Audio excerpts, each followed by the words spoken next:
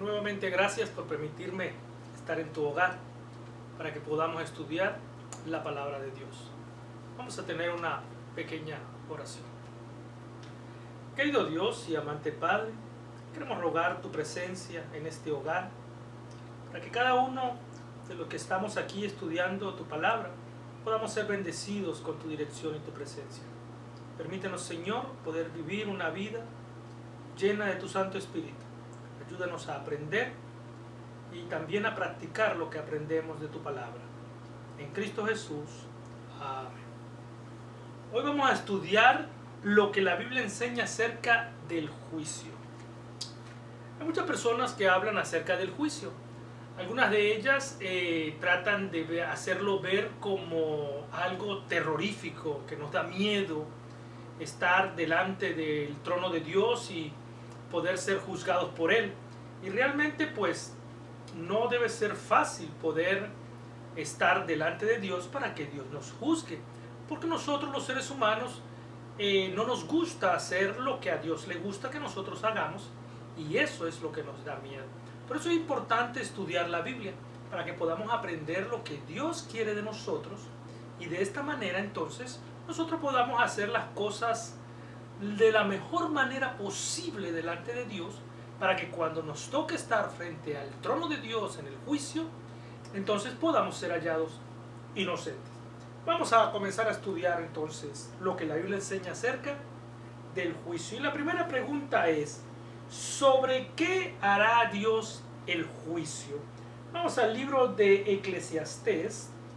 En el libro de Eclesiastés, el capítulo 12 del libro de Eclesiastés, leemos el versículo 14 y dice la palabra de Dios así: porque Dios traerá toda obra a juicio juntamente con toda cosa encubierta, sea buena o sea mala.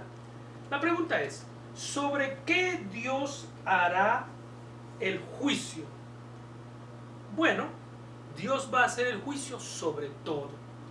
Todo lo que hacemos, todo lo que decimos, todo lo que pensamos, todo nuestro diario vivir, todo nuestro existir, es lo que Dios va a llevar a juicio, sea bueno o sea malo.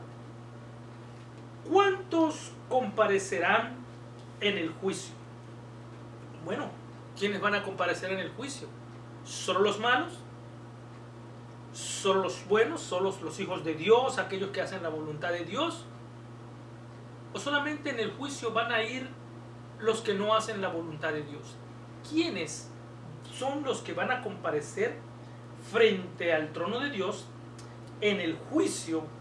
La respuesta a esa pregunta está en 2 de Corintios. Vamos al libro de 2 de Corintios. Y en el libro de 2 de Corintios vamos a ir al capítulo 5 de 2 de Corintios. El capítulo 5 y leemos el versículo 10. Dice el versículo 10 así: porque es necesario que todos nosotros comparezcamos ante el tribunal de Cristo, para que cada uno reciba según lo que haya hecho mientras estaba en el cuerpo, sea bueno o sea malo. Ahora bien, ¿cuántos van a comparecer ante el juicio, o quiénes van a comparecer ante el juicio? ¿Los malos, los buenos? ¿Quiénes? Según el texto que leímos, en la palabra de Dios dice que todo ser humano va a comparecer ante el juicio, y lo que se va a juzgar es todas las cosas que hacemos mientras estemos vivos. ¿Ok? Por eso el texto dice, porque es necesario que todos nosotros comparezcamos ante el tribunal de Cristo, para que cada uno reciba según lo que haya hecho mientras estaba en el cuerpo, o sea, mientras estaba vivo, sea bueno o sea malo lo que hayamos hecho. Así que, ¿cuántos son los que vamos a comparecer frente al juicio? Todos. Todo ser humano va a comparecer frente al juicio de Dios. Ahora, ¿cómo va a ser ese juicio? Yo no sé si tú has tenido la oportunidad de ir a un juzgado, pero cuando uno va, allí está el juez, está el acusado con su abogado, está el fiscal, que es el que acusa a la persona, y está pues los testigos, y está el jurado. Ahora, en el juicio de Dios, ¿cómo va a ser? Bueno, vamos a leer la Biblia, porque allí nos dice cómo va a ser el juicio de Dios. ¿Quién es el juez? En todo juicio hay un juez. ¿Quién es el juez? Vamos al libro de Juan. En el libro de Juan, en el capítulo 5, leemos el versículo 22 y allí encontramos la respuesta a la pregunta ¿quién es el juez? Capítulo 5, versículo 22 de Juan dice: porque el Padre a nadie juzga, sino que todo el juicio dio al Hijo. Entonces, ¿quién es el juez? Algunas personas nos han enseñado, nos han dicho que Dios es el juez. Y realmente Dios es el juez. Pero Dios le dio la potestad al Hijo, a Jesucristo, para que Él fuera quien juzgara a la humanidad. Por eso dice el versículo 22, y lo voy a leer de nuevo: porque el Padre a nadie juzga, sino que todo el juicio dio al Hijo. Así que la respuesta a la pregunta ¿quién es el juez? El juez es nuestro Señor Jesucristo. Ahora, ¿dónde están registrados nuestras acciones? Porque tiene que haber un registro de todo lo que tú has hecho desde que naciste hasta que muera la persona. Algo tiene que estar registrado para poder dar fe de que lo que se está diciendo de ti sea correcto. Dice en el libro de Apocalipsis, el capítulo 20, libro de Apocalipsis, el capítulo 20, versículo 12. Capítulo 20, versículo 12 del libro de Apocalipsis dice: vi a los muertos, grandes y pequeños, de pie ante Dios, y los libros fueron abiertos. Y otro libro fue abierto, el cual es el libro de la vida, y fueron juzgados los muertos por las cosas que estaban escritas en los libros según sus obras. Ok, ¿dónde están registrados nuestras acciones? En los libros. En el cielo hay registros de todo lo que tú dices, de todo lo que tú piensas, de todo lo que tú haces. Hasta hay registros de todo lo que no hacemos. A veces sabemos hacer el bien y no lo hacemos, porque eso también es pecado. Cuando yo sé hacer las cosas bien, pero no las hago, eso es pecado. Ahora bien, nuestras acciones están registradas en los libros del cielo. ¿Quiénes son los testigos? ¿Quiénes van a ser los testigos en ese juicio? ¿Quién va a ser el testigo que va a dar fe de que tú eres inocente o eres culpable? Vamos al libro de Mateo. En el libro de Mateo leemos el capítulo 18, versículo 10. Mateo capítulo 18, versículo 10 dice así: mirad que no menospreciéis a uno de estos pequeños, porque os digo que sus ángeles en los cielos ven siempre el rostro de mi Padre que está en los cielos. ¿Quiénes son los testigos? Los ángeles. Los ángeles que están a nuestro alrededor. El ángel que te acompaña a donde tú quieras que vayas. El ángel que mira y observa las cosas que haces, sean buenas o sean malas. Y él lleva registro de todo. Y él es el testigo que tú vas a tener para que puedan dar fe de las cosas buenas que has hecho o de las cosas malas que has hecho. ¿Quiénes son los testigos? Los ángeles. ¿Quién es el abogado? Ya sabemos quién es el juez, ya sabemos quiénes son los testigos. ¿Quién es el abogado? Bueno, el abogado que tú vas a tener en el juicio lo encontramos en Primera de Juan. En el libro de Primera de Juan leemos el capítulo 2, el versículo 1. Capítulo 2, versículo 1 del libro de Primera de Juan, dice así: hijitos míos, estas cosas os escribo para que no pequéis. Y si alguno hubiere pecado, abogado tenemos para con el Padre, a Jesucristo, el Hijo. Miren lo interesante. ¿Quién es el juez? El juez es Jesús. Pero ¿quién es tu abogado? Jesús también. Allí está la garantía de que tú vas a ser hallado inocente, porque el mismo juez es tu mismo abogado. Ahora, la única forma que tú y yo tenemos para que Jesús sea nuestro abogado es que lo aceptemos como nuestro Salvador personal. Las únicas personas, los únicos seres que van a tener a Jesús como su abogado son aquellos que lo han aceptado como su Salvador. Todos los demás, Jesús no los va a representar. Por eso dice el texto: hijitos míos, estas cosas os escribo para que no pequéis. Y si alguno hubiere pecado, abogado tenéis para con el Padre, a Jesucristo, el Hijo. No le tengas miedo al juicio. Tienes la seguridad de que vas a ser hallado inocente, porque tu abogado es tu juez. El único requisito para que Jesús sea tu abogado es que lo aceptes como tu Salvador personal. Entonces, ¿quién es el abogado? Jesucristo es nuestro abogado. ¿Por cuál código seremos juzgados? Cuando a alguien lo llevan a corte, lo juzgan por un código, por una ley. Si te llevan a corte porque tuviste un accidente de tránsito, las leyes de tránsito son las que van a estar en ese juicio.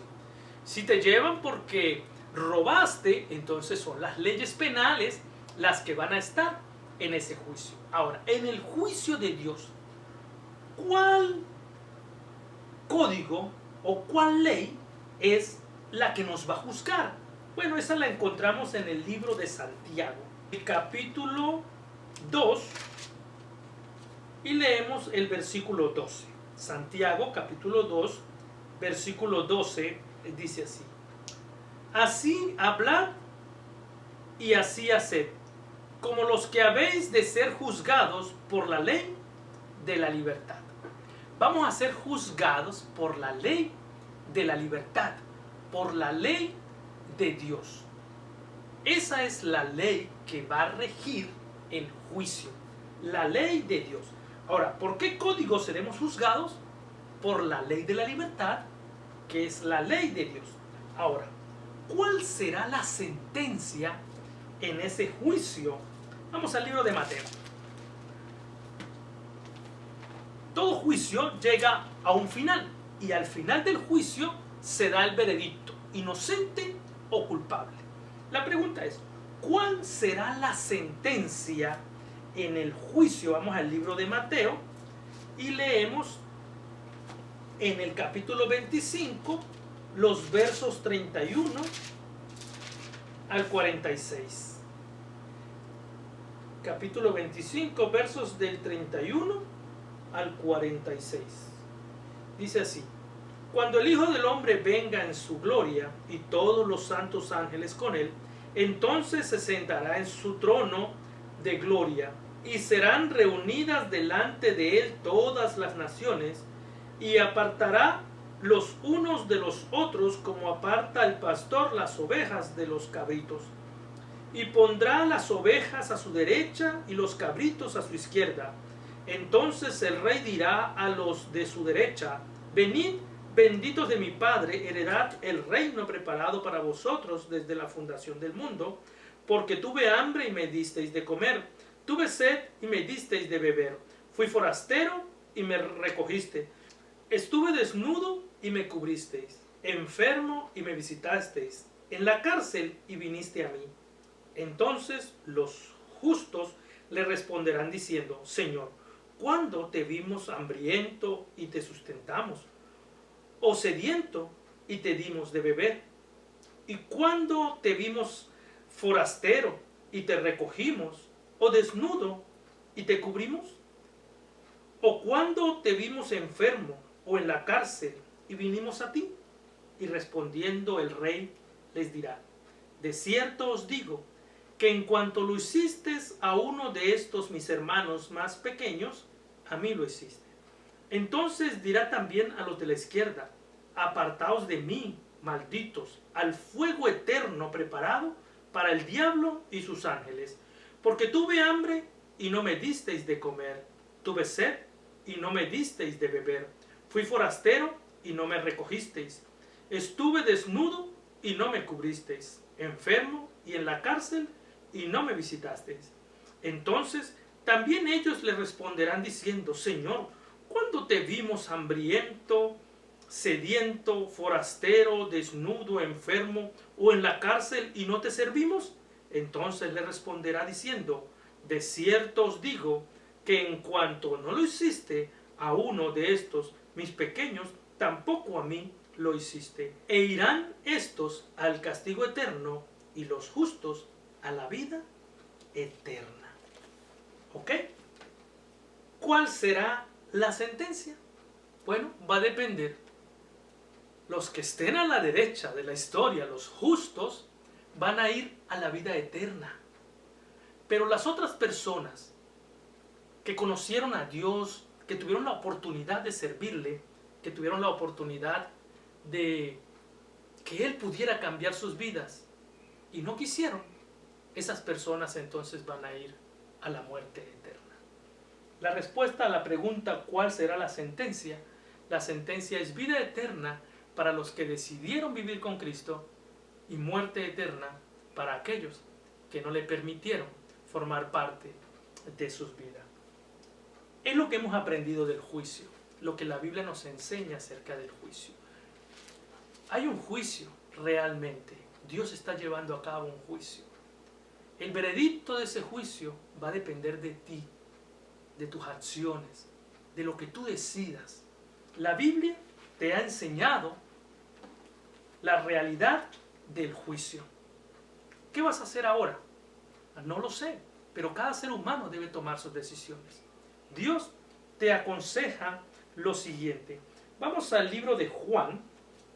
En el libro de Juan encontramos el primer consejo que Dios te da para que puedas tomar la decisión correcta. El capítulo 5 del libro de Juan, y leemos el versículo 24. Y dice la palabra de Dios: de cierto os digo, el que oye mi palabra y cree al que me envió, tiene vida eterna, y no vendrá a condenación, mas ha pasado de muerte a vida. ¿Cuál es el consejo entonces? Que puedas creer lo que estás leyendo, que puedas aprender a amar a Dios, que puedas permitirle que Él transforme tu vida, y no solo tu vida, sino toda tu familia, que lo puedas obedecer y que puedas practicar las cosas que aprendes en su palabra. El siguiente consejo lo encontramos en Eclesiastés, en el capítulo 12 del libro de Eclesiastés, el versículo 13. Dice así: el fin de todo el discurso es este: teme a Dios y guarda sus mandamientos, porque esto es el todo del hombre. Amar a Dios es el consejo, y guardar sus mandamientos. Practicar lo que aprendes. Y repasa los mandamientos que están en Éxodo 20, del versículo 3 al versículo 17. Y allí vas a encontrar cuál es la voluntad de Dios para tu vida. ¿Qué vas a hacer? No lo sé. Dios te aconsejó a través de su palabra para que tú tomaras una decisión. Ahora tú tienes que tomarla. ¿Cuál va a ser tu decisión? No lo sé. Pero bueno, al final hay que decidir. Yo te voy a hacer una pregunta y tú la vas a contestar de acuerdo a las decisiones que hayas tomado en relación a lo que Dios te ha aconsejado y hayas aprendido de la Biblia. ¿Aceptas a Jesús como tu abogado? Recuerda que para aceptar a Jesús como tu abogado, primero tienes que aceptarlo como tu Salvador personal. ¿Deseas respetar la ley de Dios, sus mandamientos? Gloria a Dios, porque estoy seguro que en tu corazón está el deseo de permitirle a Dios que transforme tu vida, que te enseñe a respetar su ley y a guardar sus mandamientos. Dios te bendiga y que te fortalezca Dios en las decisiones que has tomado hoy.